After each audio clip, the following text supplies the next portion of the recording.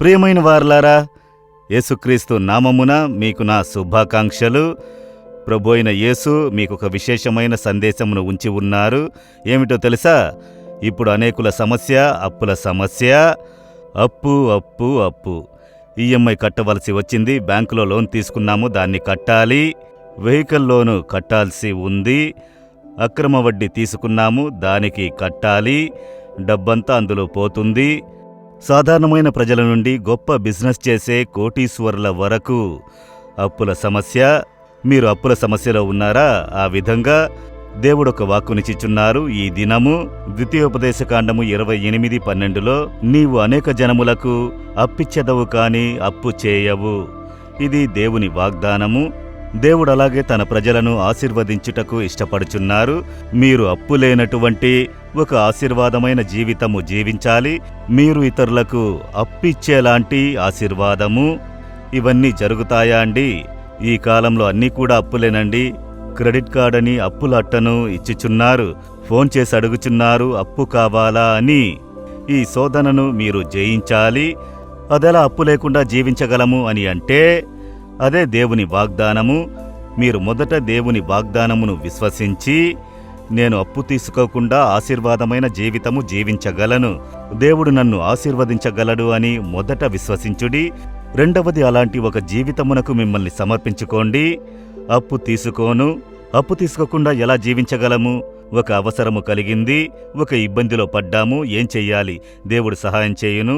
కొండల తట్టు కనులెత్తుచున్నాను, నాకు ఎక్కడ నుండి సహాయం వచ్చును అని దేవుని వైపు కనులెత్తి చూడాలి. ఆయన సహాయం చేయుదురు. మీరప్పు తీసుకున్నందున మీకు అవసరమైనప్పుడు దేవుని వైపు చూడక అప్పిచ్చువాని వైపు మీ కనులు చూచును. మీ హృదయం దేవుని విడిచి తొలగిపోతుంది కదా.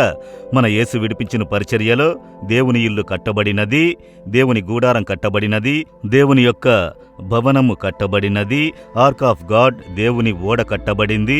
అనేక కట్టడములను కట్టియున్నాము కదా. నేను కట్టడానికి ప్రారంభించడానికి ముందు అనేక బ్యాంకు మేనేజర్లు నన్ను వెతుక్కుంటూ వచ్చారు మా ఆఫీసుకి.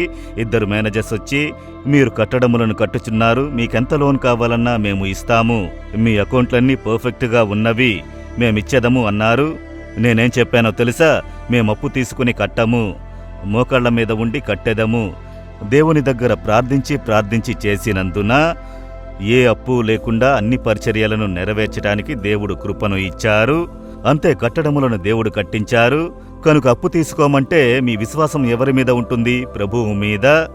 అదే దేవునికి ఇష్టము.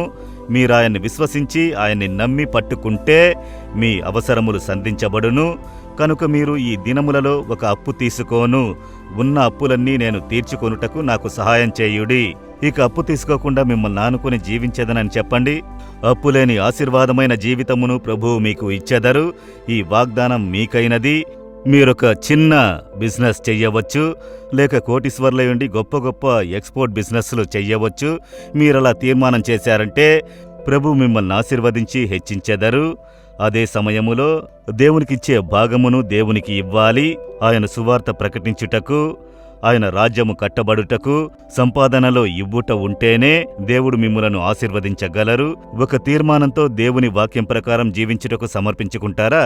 అలాగైతే ఇప్పుడు అప్పులు ఉన్నవి. ఈ అప్పుల సమస్య నుండి విడుదల కావాలంటే హృదయంలో చేపెట్టుకోండి. ఈ దినం ఒక అద్భుతమును చూచెదరు. దేవా, ఈ కుమారుని కొరకు, కుమార్తె కొరకు ప్రార్థించెదను. అప్పుల సమస్యలో చిక్కుకుని నెమ్మది లేని వారిగా ఉన్నారు. నీవు అప్పు తీసుకోవు, అనేక జనులకు అప్పిచ్చెదవు అని మీరు వాగ్దానము ఇచ్చితిరి. ఆ వాగ్దానము వీరి జీవితంలో నెరవేరాలి. ఇక అప్పు తీసుకోకుండా జీవించే జీవితము, యేసుని ఆనుకుని జీవించే జీవితం ఈ పిల్లలకు అనుగ్రహించుడి. యేసు నామములో అప్పుల సమస్య బానిసత్వంలో నుండి విడుదల పొందుదురుగాక. అన్ని అప్పులను తీర్చుకునే అద్భుతమైన తలుపులు వారికి తెరువుడి. ఇక అప్పు లేని ఒక జీవితం అనుగ్రహించి ఆశీర్వదించుడి. యేసు నామములో amen, amen. Jesus redeems Telugu YouTube ఛానల్ను సబ్స్క్రైబ్ చేయండి. సబ్స్క్రైబ్ బటన్ను క్లిక్ చేయండి మరియు బెల్ బటన్ను నొక్కండి. ప్రతిరోజు కార్యక్రమ సమాచారం పొందండి.